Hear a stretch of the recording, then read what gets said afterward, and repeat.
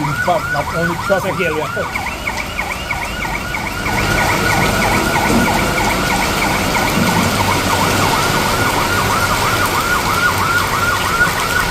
Water, yes. Yes. It hamper the vehicle on the outside, but on the inside the customer cannot come in. And then when the water comes in now, we have to do all the dirty work on the hard job. So we would like for the authorities that those relevant people are in charge, that they could fix this, but this is an emergency situation. It's a dry season, and it's impact us. So you just imagine when the hurricane comes, or in the rainy season, look at this.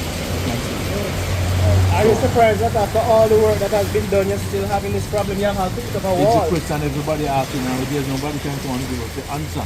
Yes. That they spend so much money and it still is here. So what is next? Alright, so these sandbags are a precaution, but you still have to be cautious. Yes, because if a truck come now and the wave is too heavy, the sandbag doesn't prevent the water from coming inside. Okay. It's find some way come over it or find some way to choke around it, and we still have to do this dirty work, and that's not easy to clean up the water.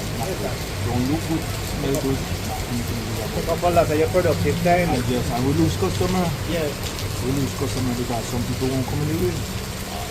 And once it stays like this, some people avoid the area, so it's not good. So like, please, those are in charge, please help us, we need help. This is not nice. Thank you. Thanks for talking with us again.